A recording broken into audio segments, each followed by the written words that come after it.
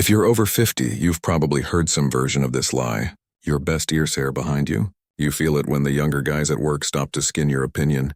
You hear it in your doctor's tone when he starts talking more about managing decline than building strength. You see it when the women who once looked your way walk past without a glance. And it pisses you off, but you swallow it like your saccheto. Here's the truth. You are not done. Here's the truth. Just find it, and because for the first time in your life, you've got the experience, the lessons, the scars, the insight, and most of all, you've run out of time to was. This isn't a motivational speech. It's a call to arms, not to fight Theward, but to claim your final form. Because while the world worships youth, Stoicism teaches something deeper. Feel the older you get, the more unshakable you become. So let's talk about what that looks like in action, not theory, not philosophy, Androbe's real-life wisdom. Form and Horfuse to go quietly, let's begin. When the power of stillness, why older men hold the real.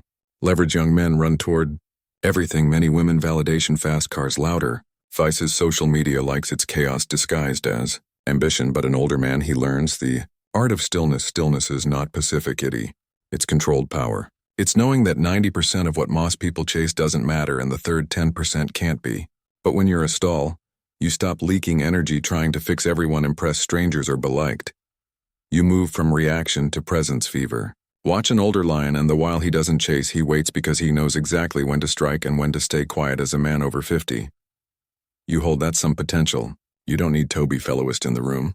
You just need Toasted, like someone who's seen death and unapologetic masculinity. Flinch stillness becomes your gravity. It draws people, and women respect power because it sensed something deeper in you.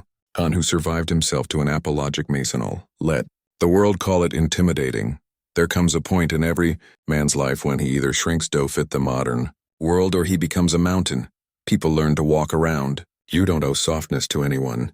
You don't know political correctness to people who haven't lived a day of your life. This culture wants older men to apologize for being masculine, for buying direct, for having standards, for not bending to every emotional wave, but a softening world. Guess what? You're an apologetic energy. Your tummic presence is exactly what a softening world needs. You don't have to shout. You don't have to argue.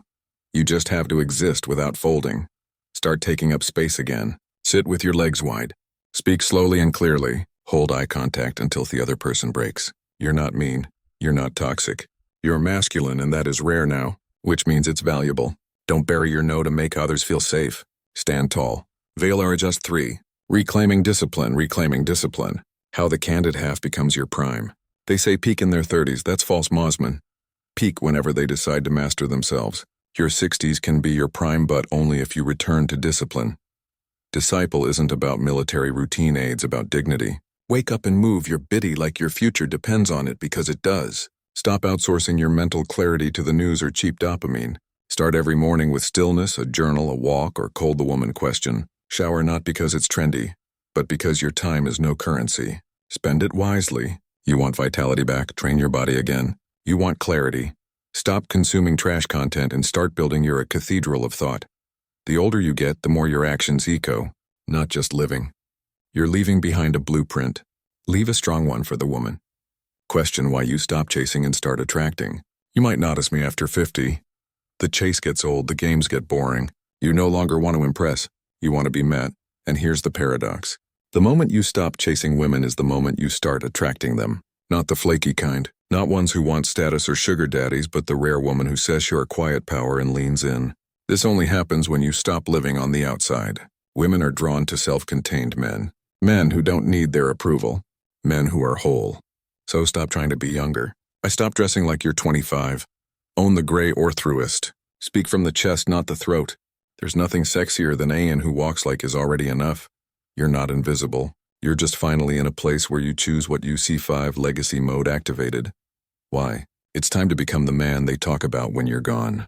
This final chapter, it's not legacy the end. It's the moment where everything counts. The conversations you have, the way you treat the young men around you. The example you set when you think nobody is watching. Most men live to be remembered, be a paycheck, a title, or a car. But legacy lives in the impact you made when no one asked you to. What did you teach? What did you tolerate? Who did you protect? Who did you become? At your legs isn't a tombstone. It's how people change because they knew you. So start living as the man. Nail quote at tear funeral. Be the one whose name gets brought up. When younger men ask who showed you how to be a man, let them be you. You're not past your prime. You are in the age of power where your calm cuts deeper than chaos, where your presence is heavier than any flex spot, only if you reclaim it. If you feel this in your bones, if this video reminded you of the strength you forgot, you had type I'm not done in these. Let's light a fire under the older generation of men, because we don't need more noise. We need men who walk with purpose, speak with weight, and live with legacy. Subscribe if you're a Donbian. Talk down to and remember the S doesn't weaken you, sharpens you.